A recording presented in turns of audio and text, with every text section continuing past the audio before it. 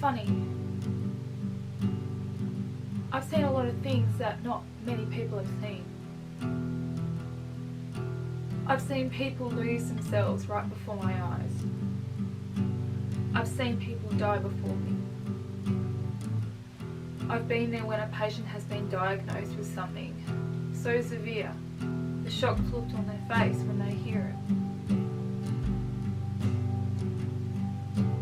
To deal with these kind of things, I guess because I've seen them all the time, it sort of becomes numb to me. I don't know how other people feel, especially in the health profession, how they deal with these things. But when it happens to you, when it happens to someone you love, it just shocks me. How is that? How is things that I see every day still shock me when it happens to someone I love? What does that do? What does that do? That camera, so it takes photos and it also records and stuff then. Yeah, I know.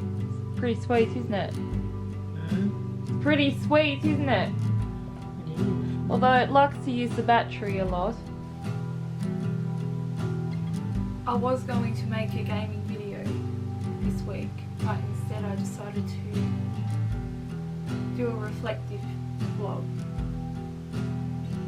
Because I think it's important that people don't hide their feelings about things such as this, and for me it's quite therapeutic. A couple of days ago, my nana unfortunately had a TIA, which is also known as a mini stroke. She's been quite unwell for a little while. It's funny because I work, or have been working with geriatrics for quite a while, and you would think that I'm prepared for this, but I'm not. Nana has slowly lost her mobility. She's slowly losing her memory.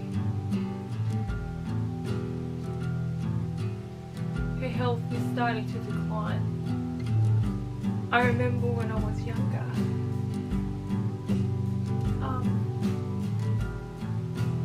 I'd ask her, "Hey Nana, are you going to live longer than the Queen Mother?" She said, "Oh, you know, I'll give it a go. I can't promise anything, but I'll give it a go." So she has given it a fair go. Oh, God damn it.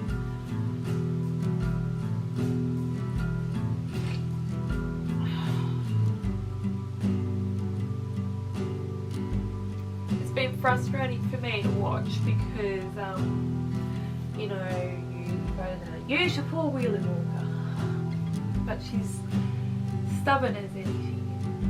She's like, nope, I'm just walking.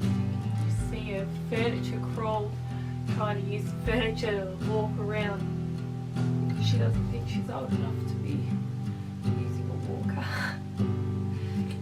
She's still young at heart. I remember when I was younger, I used to ask Nana, because we had a raspberry farm, a really big raspberry farm that has been in our family for generations. And we kids absolutely hated summer holidays because we knew that summer holidays meant raspberry picking in the hot sun. And I used to go up to Nana's to use the toilet from the patch, and I'd be like, I don't want to go back, I don't want to go back.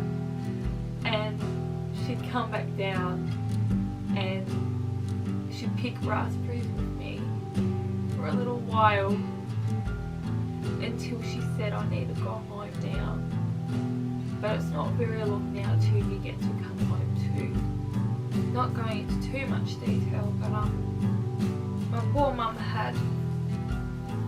a lot of things happened to her when she had us 4 kids. I'm the middle, but back then we used to have my brother Matthew, and he was terminally ill. And to give my mum a break, I would stay with my grandparents nearly every weekend. And I remember I used to hide under the table at bedtime. And I'd be like, no, I'm not coming out. Not coming out.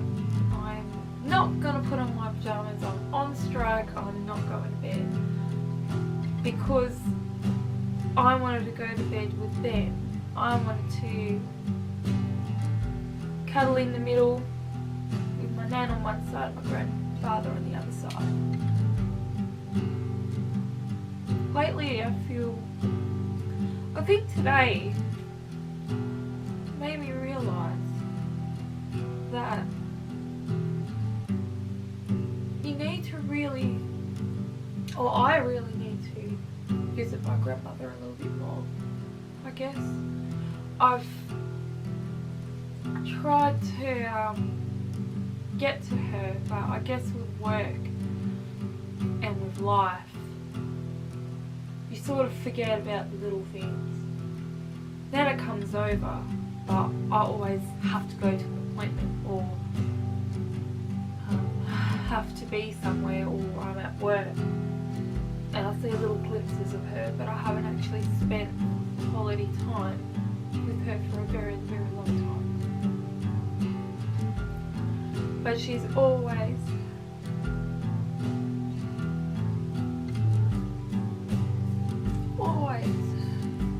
been a very big supporter. She's always been an Emily supporter.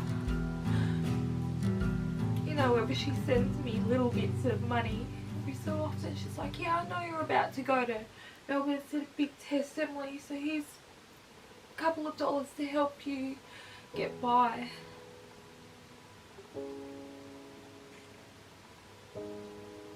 Or it's a card. Oh, I need to stop crying.